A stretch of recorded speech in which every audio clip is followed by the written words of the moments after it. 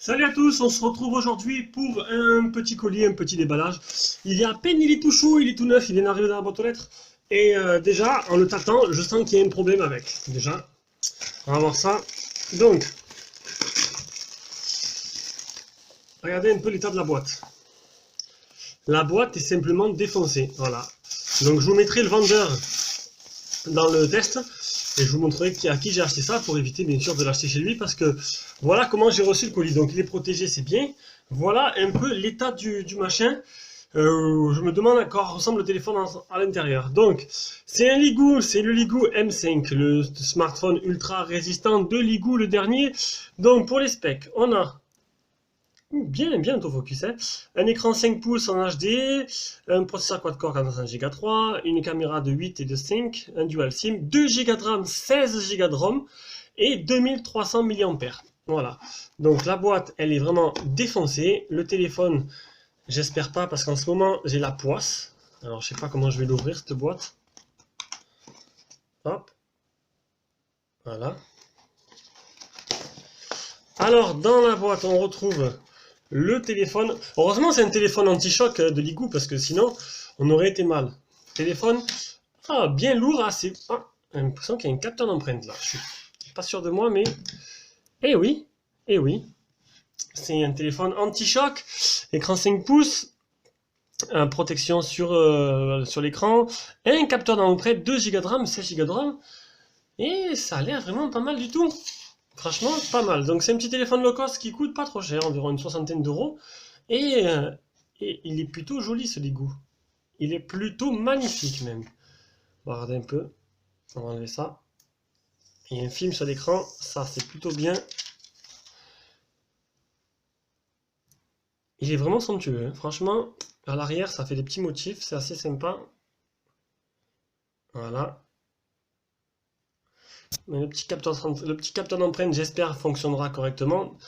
Il se déverrouille en 0,19 secondes, millisecondes, donc on verra bien. Donc le contenu de la boîte. On a le câble de rechargement. Allez, j'ouvre tout, hein. Des écouteurs de piètre qualité, un truc qui coûte à 50 centimes d'euros, mais bon, au moins ça le mérite d'être là. On a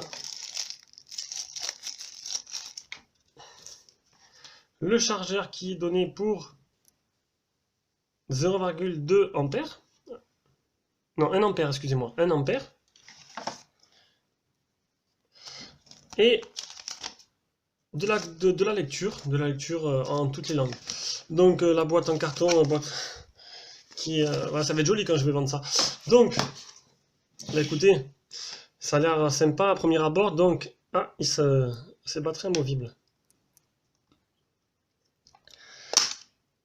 Et bien au moins, elle se décrochera pas toute seule, celle-là.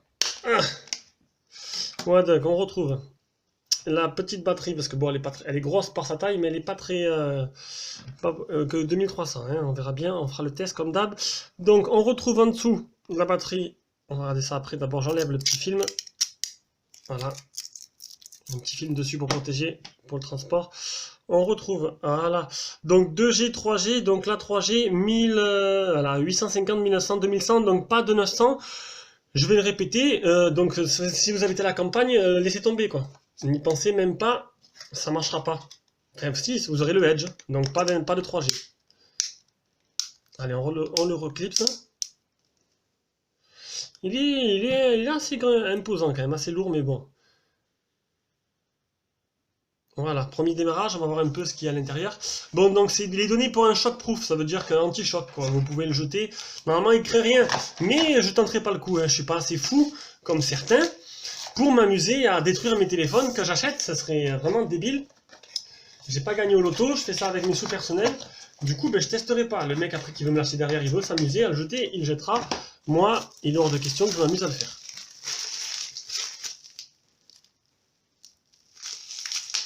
Voilà, donc il est bien remis d'usine. Il y a bien toutes les langues, donc le français, hop, bienvenue, ignorer quand même, on fera ça après. Ignorer. Je ne veux pas configurer l'empreinte digitale, on le fera ça après aussi, dans le test. Ça a l'air très fluide déjà. Déjà, honnêtement, déjà les caractéristiques sont énormes, quoi. 2 Go de RAM, 16 Go de ROM, bon, pas de 4G parce qu'on ne peut pas tout avoir. La 4G, 2 Go de RAM, un capteur d'empreinte, c'est vraiment énorme. Donc, déjà, niveau fluidité, le launcher FreeMiOS. Donc, ils ont l'air d'avoir fait un launcher personnel. C'est vraiment très fluide. Là-dessus, on va voir un peu les paramètres. À propos du téléphone, donc on a dessous du Android 6.0. Ben écoutez, de surprise en surprise, c'est vraiment pas mal. Il y a le menu de mise à jour, on verra ce que ça donne. Les boutons sont pas rétroéclairés. Il y a le Play Store. Ouais. Allez, on va faire une petite capture d'empreinte, voir ce que ça donne. En direct live, on le refait. Tac.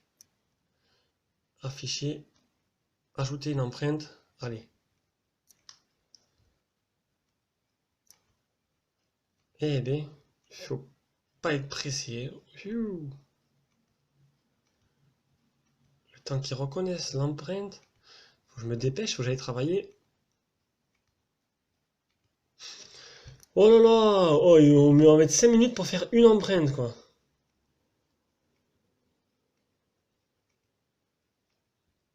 J'espère qu'il marchera, hein, parce que s'il faut en faire 5 comme ça pour qu'on reconnaisse intégralement le doigt, on n'a pas fini.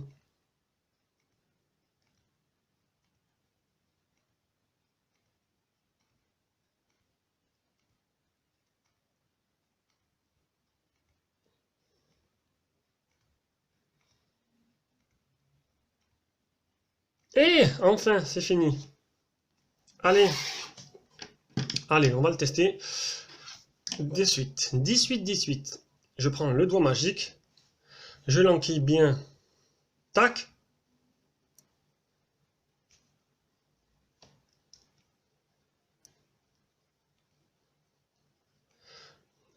Alors honnêtement, j'ai vraiment jamais de chance, hein.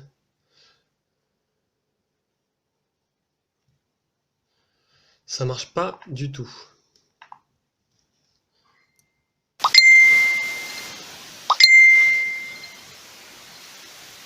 Bon voilà, donc au moins vous verrez en direct. Donc vous voyez que le capteur il a des petits soucis, il n'est pas parfait.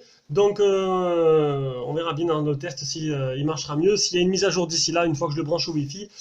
Bisous bisous à tous et à la prochaine vidéo et au test de l'Igu M5.